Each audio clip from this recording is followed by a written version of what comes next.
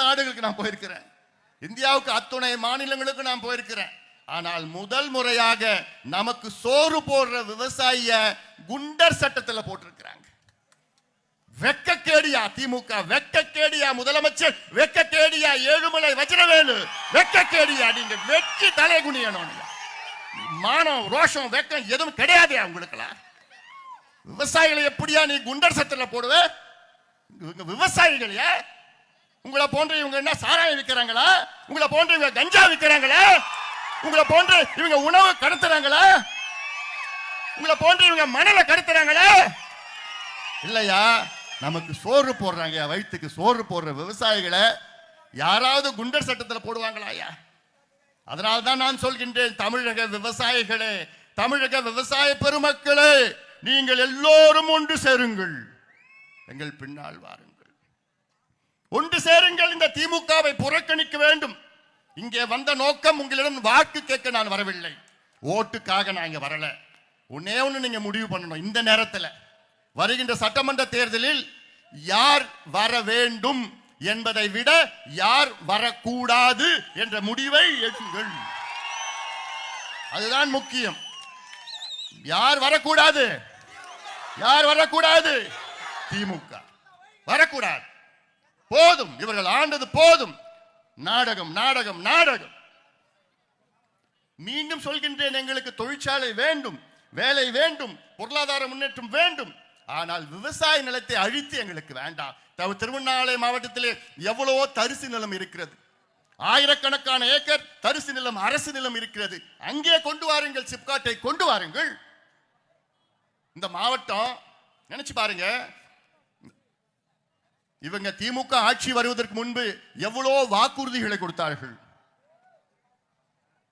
அன்னைக்கு கூட நான் ஒரு புத்தகம் வெளியிட்டேன், விடியல் எங்கே. இந்த புத்தகம் நீங்க எல்லாம் படிக்கணும், ஆன்லைன்ல இருக்குது. இந்த புத்தகத்தில் தெளிவா போட்டிருக்கிறோம், திமுக தேர்தலுக்கு முன்பு எத்தனை வாக்குறுதிகளை கொடுத்தார்கள், இன்று வரை எத்தனை நிறைவேற்றிருக்கின்றார்கள் என்று தெளிவாக கொடுத்திருக்கிறோம். இதுல யாருமே தப்பு சொல்ல முடியாது. இன்னைக்கு வரைக்கும் ஒரு திமுக காரன் கூட வாயை திறக்கல, பதில் சொல்ல முடியல அவங்களால. ஏன்னா எல்லாமே தெளிவா புள்ளி விவரங்களோட கொடுத்திருக்கிறேன் நான். இதுல இவர்கள் ஆட்சி வருவதற்கு முன்பு, அதாவது இந்த விடியல் எங்கேன்னு போட்டிருக்கு இந்த படம் பார்த்தீங்கன்னா, ஒரு உடஞ்ச பாலம், ஏழுமலை வஜ்ரவேலு கட்டினது இந்த பாலம். 15 கோடி ரூபாயில தென்பெண்ணை குறுக்கே ஒரு பாலம், அது 3 மாசம் தாங்குச்சு. ஏன்னா அவ்வளவுதான் தரம், தரம் கெட்டவன்க வேண்டலாம். அதனால இதெல்லாம் நீங்க பார்த்துக்க. திமுக ஆட்சி வருவதற்கு முன்பு அவர்கள் வாக்குறுதி கொடுத்தது 505 வாக்குறுதிகள். அது இல்லாமல் தேர்தல் நேரத்தில் ஒரு 7 வாக்குறுதிகள், 512 வாக்குறுதிகள். 505 வாக்குறுதிகளில் அவர்கள் நிறைவேற்றியது வெறும் 66 வாக்குறுதிகள். இந்த புத்தகத்தில் இருக்கு எல்லாம். 505ல எவ்வளவு? வெறும் 66 வாக்குறுதிகள். விகிதாச்சாரத்தில் பார்த்தோன்னா வெறும் 12.94, 12.94, 13 கூட வச்சுக்கோங்க.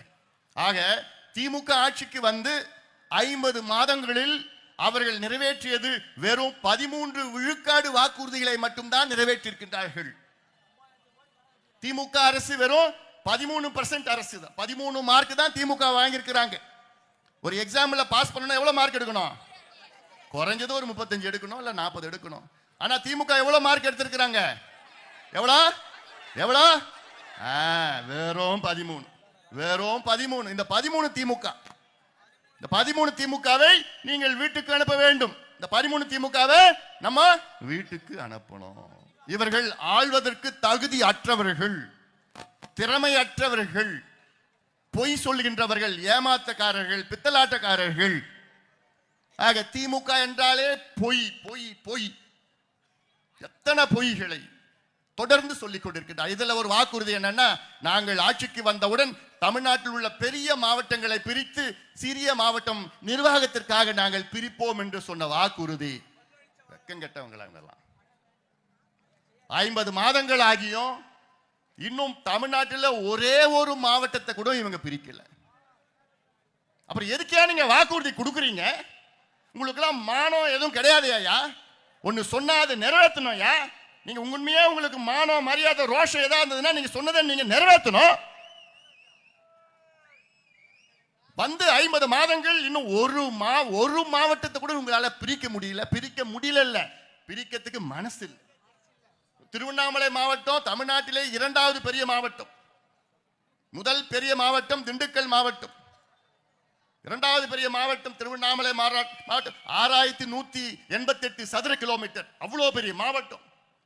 இந்த பக்கத்தில் தூசின்னு ஒரு கிராமம் இருக்கு.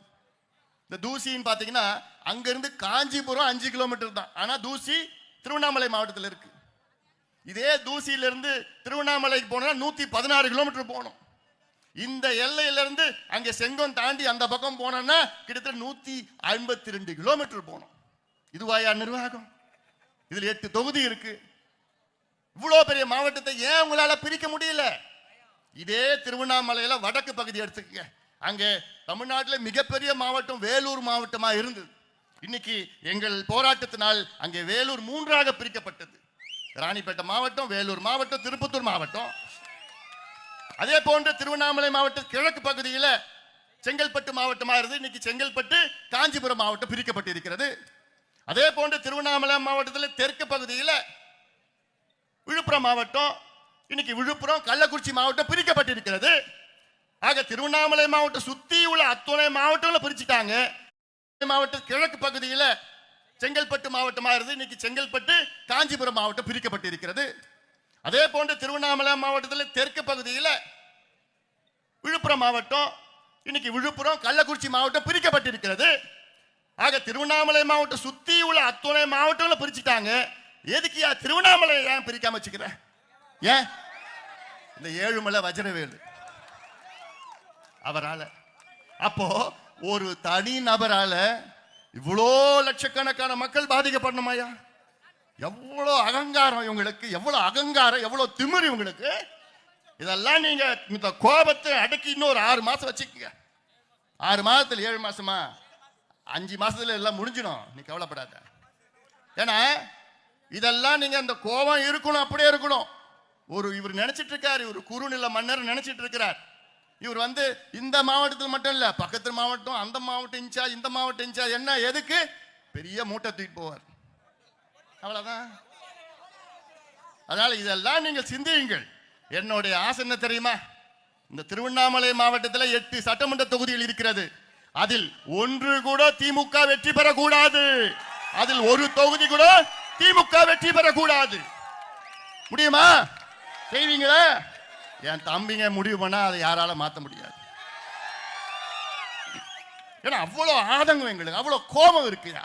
இந்த மாவட்டத்தில் என்னத்தையா இருக்கு? இந்த மாவட்டத்தில் என்ன முன்னேற்றம் இந்த மாவட்டத்தில் இருக்கியா? வானம் பார்த்த பூமி. அதே வேளையில் இந்த மாவட்டத்தில் தென்பெண்ணையாறு இருக்கு, செய்யாறு இருக்கு, பக்கத்து மாவட்டத்தில் பாலாறு இருக்கு. எனக்கு மட்டும் அந்த அதிகாரம், ஆட்சி அதிகாரம் இருந்ததுன்னா நான் பாலாறு, தென்பெண்ணையாறு, செய்யாறு, துறிஞ்சலாறு இந்த ஆத்த எல்லாத்தையும் என்னால் இணைக்க முடியும். இது சாதாரண விஷயம். சாதாரண அவ்வளோ தண்ணி தென்பெண்ணையில் கடல்ல போயிட்டு இருக்கு, தண்ணி போயிட்டு இருக்கு. கடந்த ஆண்டு, அதுக்கு முந்தைய ஆண்டு 130 டிஎம்சி, அதுக்கு முந்தைய ஆண்டு 30 டிஎம்சி, அதுக்கு முந்தைய ஆண்டு 12 டிஎம்சி. அதுல கிட்டத்தட்ட 2 டிஎம்சி வச்சுக்கிட்டா இந்த ஒட்டுமொத்த பகுதி எல்லாமே செழுமையாக்க முடியும். செய்யாறுல எப்பயாவது தண்ணி போகும். ஆனா இந்த தென்பெண்ணையும் செய்யாறு நினைச்சீங்கன்னா வருஷம் முழுவதும் தண்ணி வரலாம். ஆக இதுதாயா திட்டம், இதுதாயா வளர்ச்சி, இதாயா வேணும், இதாயா நீர்ப்பாச திட்டங்கள். திமுக ஆட்சிக்கு வந்த பிறகு ஒரே ஒரு நீர்ப்பாச திட்டத்தை கூட நிறைவேற்றவில்லை, ஒன்னத்தை கூட நிறைவேற்றவில்லை. வெட்கக்கேடியா, வெட்கக்கேடியா, நீங்க வெட்கக்கேடு. ஆக இதையெல்லாம் நீங்கள் சிந்தியுங்கள். சிந்தித்து நல்ல முடிவை நீங்கள் எடுக்க வேண்டும், நல்ல முடிவை நீங்கள் எடுக்க வேண்டும்.